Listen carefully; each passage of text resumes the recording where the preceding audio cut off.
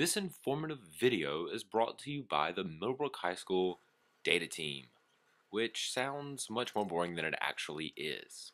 So I'm going to suggest that we change that name to the Super Awesome Numbers and Future Predicting Problem Solving Team.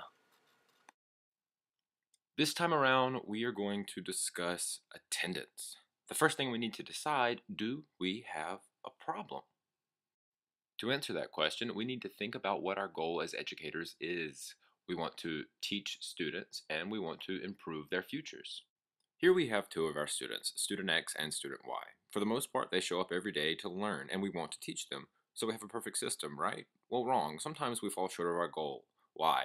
Well, if one of our students, let's say student Y, doesn't show up for school one day, he misses an entire day of instruction in class. Let's say student Y is having a great dream and he sleeps right through his alarm. Well, he misses the bus, and without another way to get to school, he misses a day. So what happens next? In a perfect world, student Y comes into school the next day and schedules time during lunch or after school to get caught up. But this isn't great for either the student or the teacher because both parties now have the extra burden of getting caught up. Now let's say student Y is prone to do this again and again.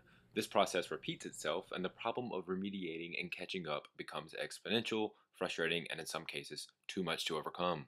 Is the problem facing student Y an outlier and an inconvenience, or does it affect enough of our students and teachers to be readdressed as a real problem? To answer this, let's look and see what the numbers tell us. In October this year, we had an attendance rate of about 95%.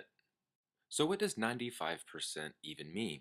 Well, if we had a student population of 20, we would have only one student out on any given day in October.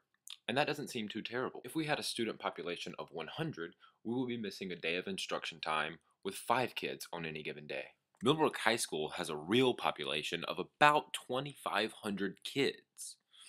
That means that we are missing a valuable day of teaching to about 125 students on any given day in the month of October. Does this seem like a more daunting problem now? So the question is, can we do better? Last year we averaged 95.5% for the year.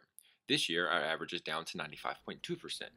That's only a decrease of 0.3%, but that does mean on any given day we are missing about 8 more students so far this year. A fact we must keep in mind is that some students are just going to miss school, whether it's missing the bus, being sick, being out of town, or anything else that may come along. 100% attendance is out of the question. So how do we know if we're actually doing a good job? One thing we can do is compare ourselves to other schools. Again, for 2012, we averaged 95.2% at Millbrook High School. The district comes in at 96.2%.